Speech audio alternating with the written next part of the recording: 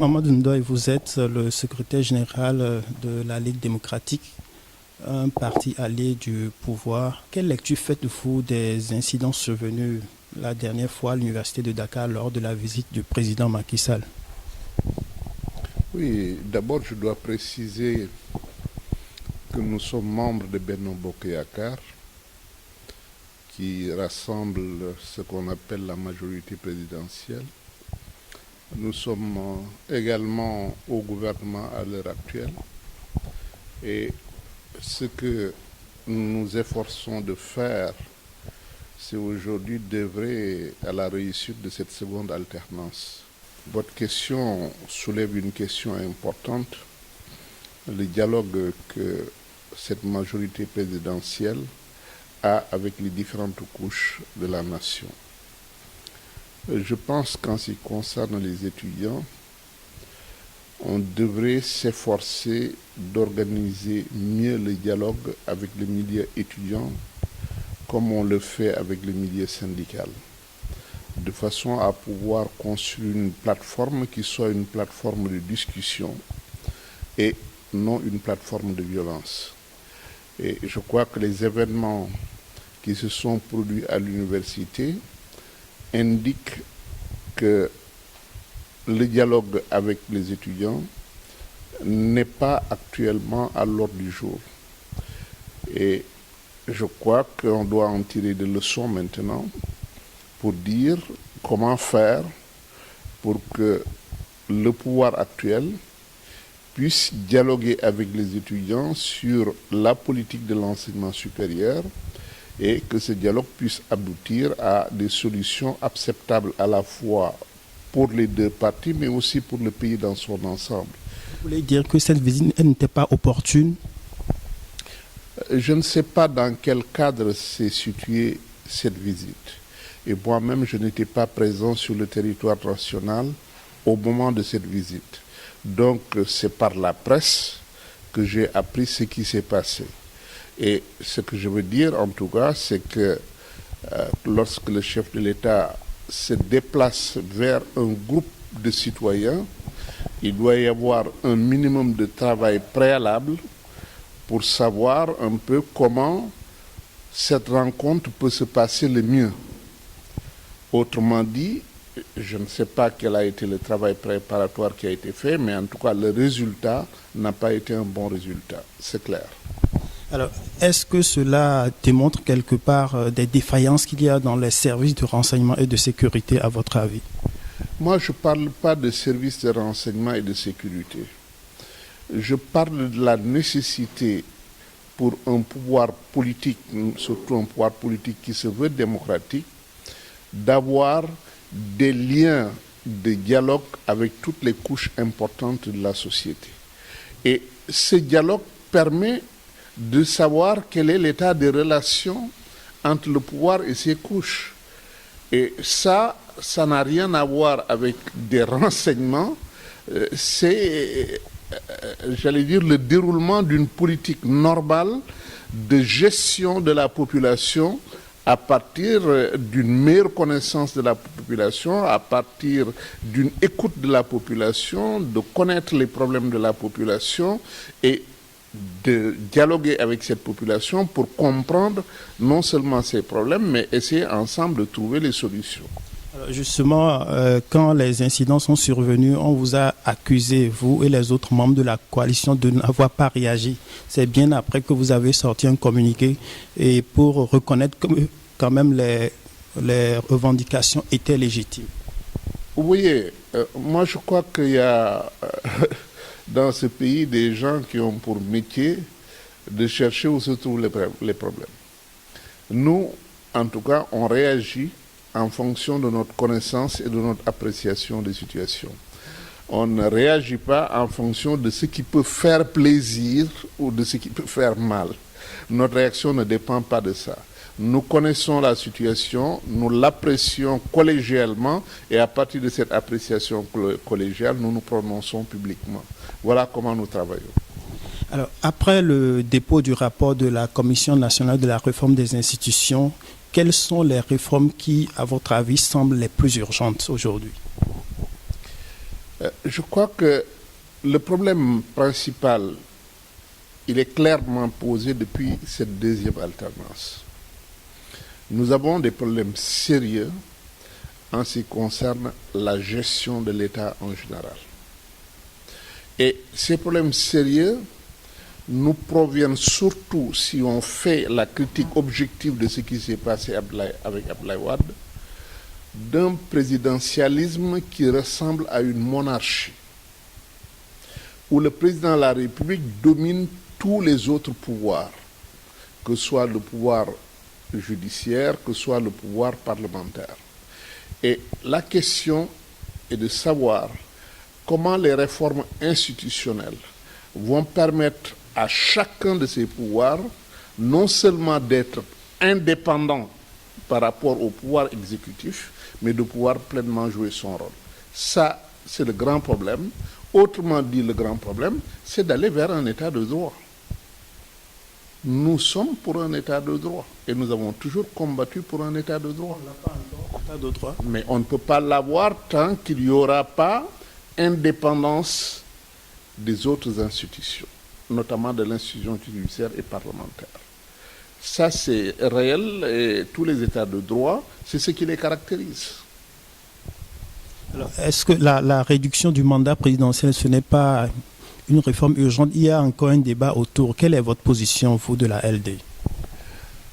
Le président a promis de réduire le mandat présidentiel. Il doit le faire. Maintenant, pour nous, ce n'est pas ça l'essentiel de la réforme institutionnelle. Vouloir réduire la réforme institutionnelle à la réduction du mandat présidentiel nous semble quelque part une manière d'éviter même les réformes véritablement profondes. Et donc nous sommes certainement pour qu'il respecte sa propre promesse, mais nous sommes pour qu'il aille au-delà. Et les réformes dont j'ai parlé tout à l'heure, qui concernent l'institution judiciaire et qui concernent l'institution parlementaire, que ces réformes aussi soient exécutées. Alors vous lui proposez justement de respecter sa parole en réduisant son mandat. Et le jour de la Korité, il y a quelque temps, il y a l'imam de la Grande Mosquée qui lui avait suggéré de ne pas le réduire. Comment réagissez-vous à la sortie de l'imam? Oui, je crois que l'imam, évidemment, peut-être il a pris conscience maintenant, il n'était pas dans son rôle. En tant que chef religieux, dire à quelqu'un la parole donnée, vous ne devez pas la respecter, c'est vraiment un mauvais exemple qu'a donné cet imam. Voilà. La coalition Benno Bokk Yakaar, qui a porté le président Macky Sall au pouvoir, n'est pas loin de l'implosion. Il y a le PS qui envisage de quitter la coalition et éventuellement d'avoir un candidat pour la prochaine présidentielle. Alors, quelle est votre position? Est-ce que vous, au cas où la décision du PS est définitive, vous allez soutenir le PS ou bien vous restez fidèle à la coalition Benno Bokk Yakaar? Pourquoi le PS a-t-il besoin de quitter la coalition? Je ne vois pas. Même s'il décide de présenter un candidat. Pourquoi dans la coalition, on n'accepterait pas des candidats pluriels? Donc pour moi, la coalition ne doit pas éclater pour cela. Nous devons gérer la coalition comme étant un pluralisme d'identité. Ce n'est pas parce que nous sommes ensemble que nos identités respectives vont s'effacer. Nous avons une plateforme commune. Et cette plateforme commune, pour l'heure, c'était dans le cadre de cette seconde alternance. Au-delà de cette seconde alternance, qu'est-ce que nous allons faire? Il faut que la question soit posée sur la table et que les gens en discutent. Parce qu'on ne s'était pas engagé pour aller au-delà. On s'était engagé pour faire réussir cette deuxième alternance. Maintenant, si on veut aller au-delà, posons tout sur la table et discutons. Alors, ça veut dire, si vous dites que tout en étant dans la coalition, vous pouvez admettre des candidatures plurielles, ça veut dire que la Ligue démocratique aura son candidat? Non, ça ne veut pas dire ça, parce que nous n'avons pas, en ce qui nous concerne, discuté des élections pour le moment. Et nous avions dit d'ailleurs que la question la plus importante aujourd'hui pour Benno Bokk Yakaar, c'est d'essayer d'achever ce mandat avec succès. Donc de travailler sur les questions économiques et sociales, de donner les réponses aux besoins des Sénégalais, au lieu de se mettre dans une campagne prématurée. Cela a été notre position. Et donc pour l'heure, nous n'avons pas mis à l'ordre du jour de nos discussions le problème des élections. Après quelques années de pouvoir, quel est le bilan que vous tirez de la gestion de Macky Sall? Il est difficile de tirer un bilan global qui n'est pas terminé. Parce que quand même, nous sommes en 2015, il reste 2 ans, ça veut dire qu'on a fait quand même 3 ans. Maintenant, si nous faisons un bilan à mi-parcours, peut-être, alors on pourrait dire premièrement que sur les questions principales, d'abord la question économique. La question économique, le problème, le défi principal qui était posé, c'était de redresser ce que Wade avait détruit. Wade, lorsqu'il venait au pouvoir, on était autour de 5% de taux de croissance. Quand il quittait le pouvoir, on était à moins de 2%. Quand il quittait le pouvoir, tout au moins en 2011. Alors, ça veut dire que Wade a fait chuter la croissance économique du Sénégal par sa politique irrationnelle au plan économique. Donc, l'attente des Sénégalais, c'était de redresser cela. Et c'est vrai que sur ces 3 ans, il y a eu un redressement. On est à des 3%, 4%, et on dit que cette année, nous serons à 5%. Ça veut dire que, quand même, objectivement, il y a un redressement économique sur le plan économique. Toute cette lutte pour essayer de rendre la société sénégalaise plus inclusive, c'est-à-dire d'alléger les plus pauvres et de pouvoir répondre à leurs besoins.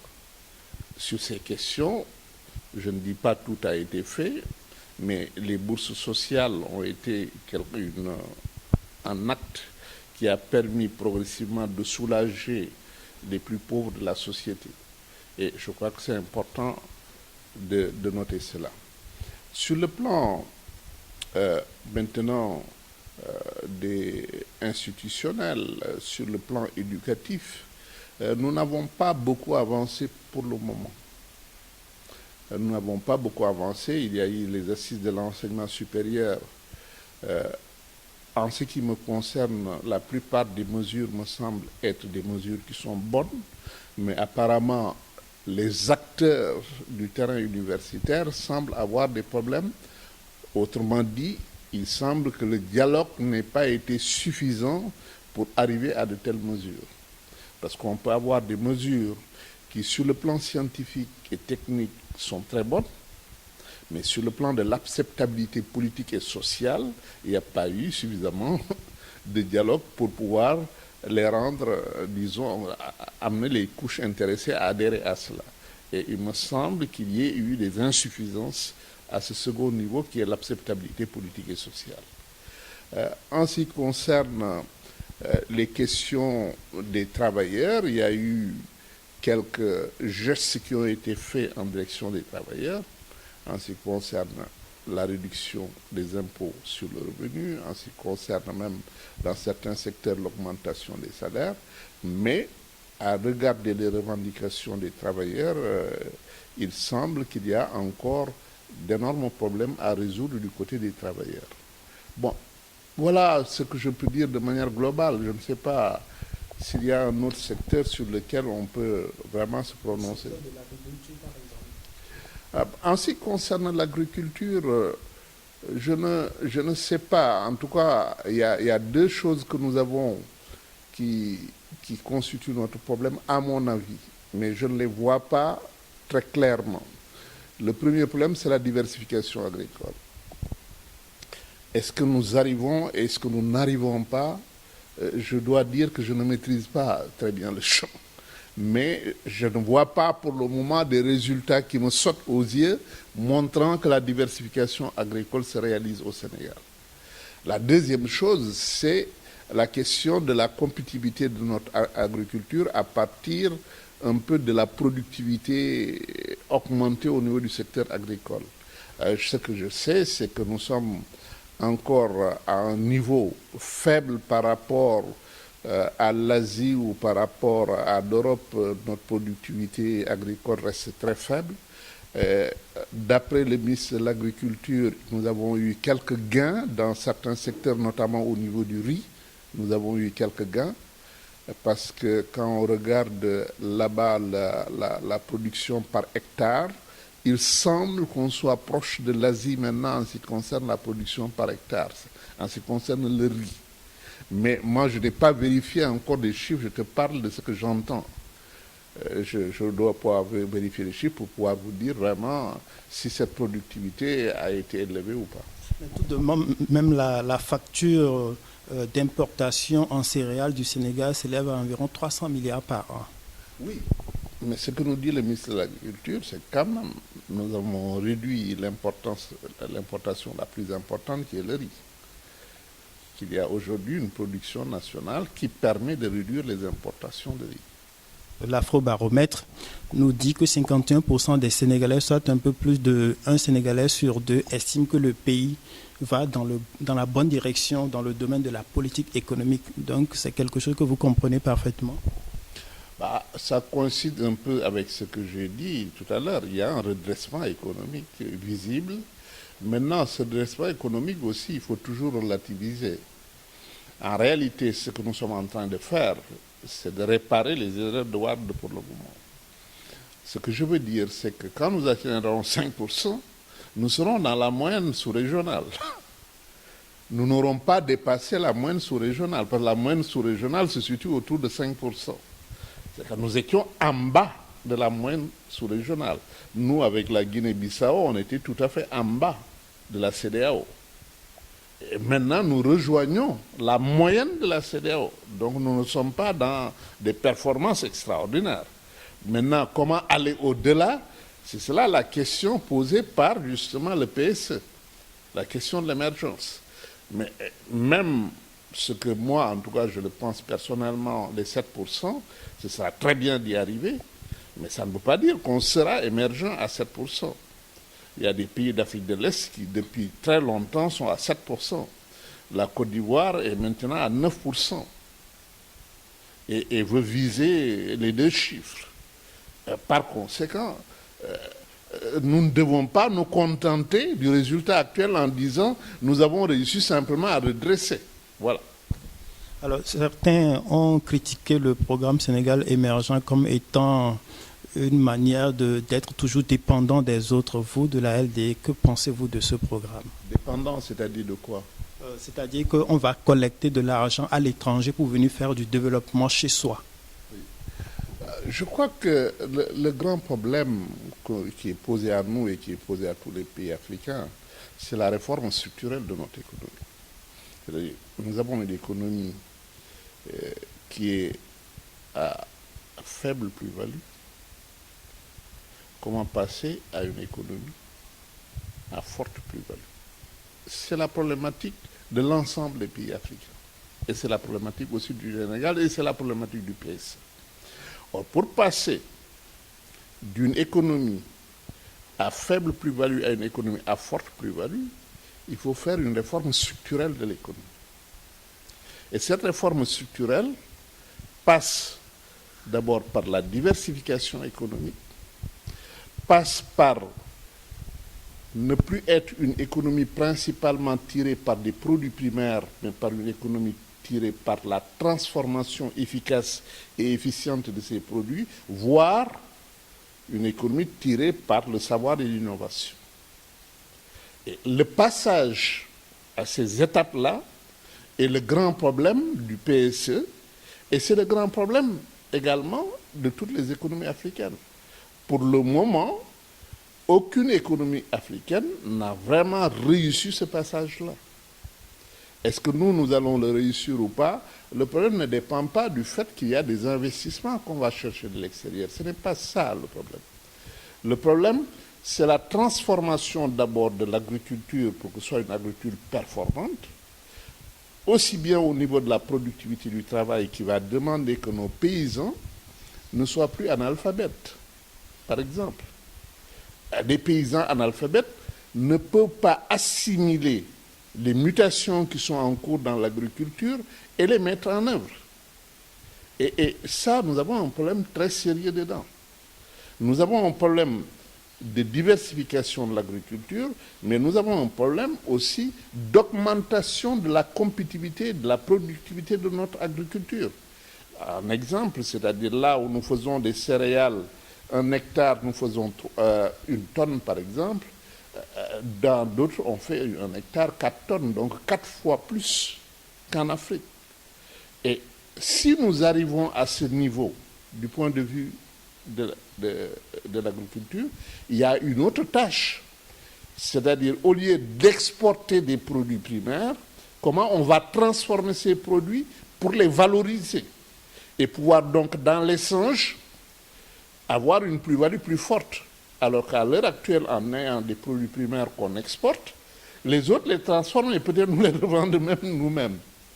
Et nous perdons dans l'échange. Et donc, les batailles sont là sur le plan économique. C'est là que se trouvent les batailles.